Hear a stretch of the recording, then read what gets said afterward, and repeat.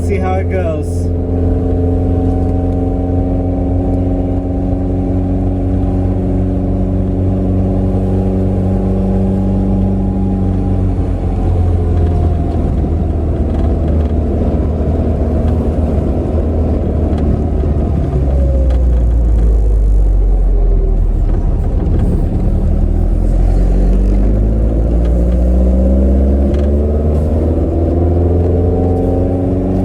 Obviously there's no camera setup yet, no mounts or nothing like that.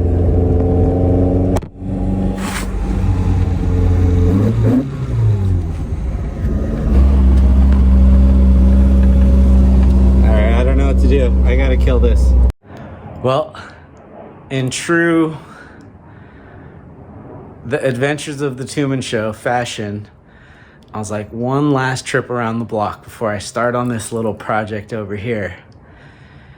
And I didn't want to go out on the streets because I knew, I just had a feeling. And yeah, the car died like 5 houses down from here. I was talking to my neighbor. He's a car guy. I couldn't get it started. I was there for like 15 minutes trying to get it started.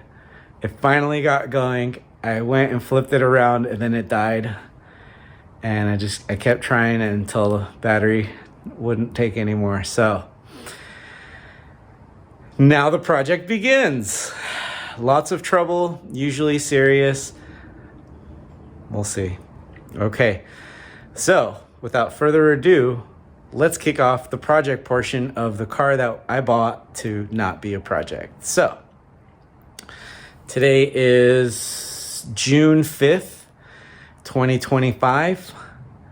Let's see when this thing starts to drive again, all right?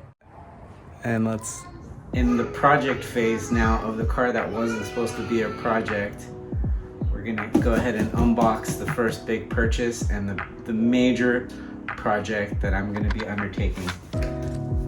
Dropped a little bit of a hint in the last episode about why I bought this car to begin with, but let's take a look at what's inside the Gen V box.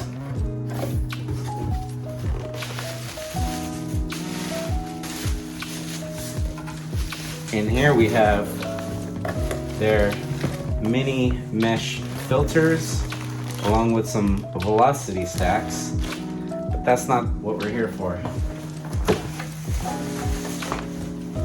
We have to way to find out. What are we gonna find out? I don't know. Well, so let's see what's in the box.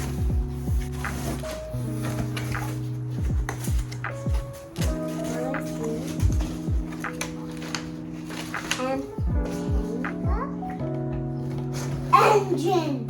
Yeah? Can you say throttle bodies? Throttle bodies. Good job.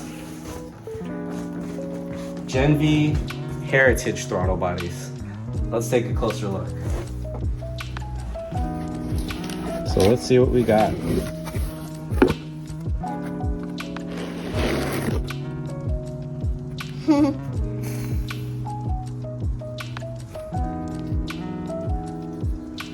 The beauty of these throttle bodies is they look just like Weber's. But you can see Gen V made in the UK, real cheeky. And if we actually take these off, there's fuel injectors inside there, which is what those are for. I can't do it. And that's all we can get out of my helper.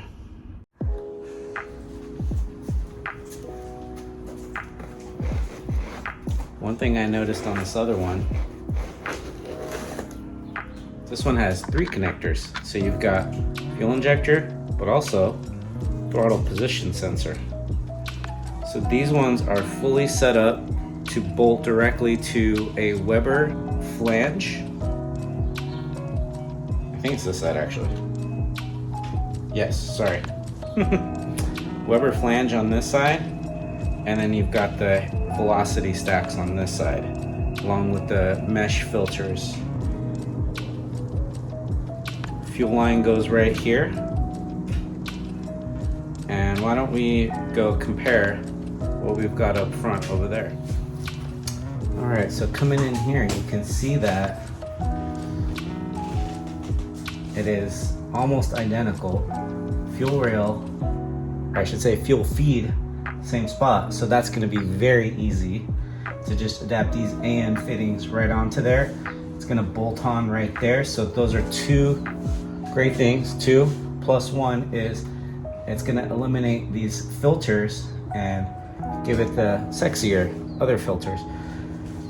Probably eventually when we do some dyno testing to tune it, we'll test out these filters versus the mesh filters, and we'll see if there's any kind of difference. I'd prefer those ones over these ones, but we'll just go with what the best combo is of looks and power. Not much more to say right now. I gotta get these ones off, and I gotta get these on, and we'll see what else needs to be done. So for now, stay tuned. So let's kick it off. Let's get those filters off and get the Webers out of the way. This was actually a pretty straightforward process. Just really 4 bolts per Weber, 2 on the top, 2 on the bottom. The rear Weber was a little bit harder to get out, but ultimately they came out, and guess what? Let's set up the new stuff. You know, I couldn't resist. Get a quick glamour shot of everything that I got. Not bad. Obviously I wanted to assemble it all and get a quick mock-up, so here's me doing that. Very exciting to watch, as you can tell. The next thing we got going on, once I get these bad boys in, is a whole lot of wiring, and I'm not excited about it, but I am up for the adventure, and that's really what it's all about. Let's get this thing looking real good with the help of these guys. See you later.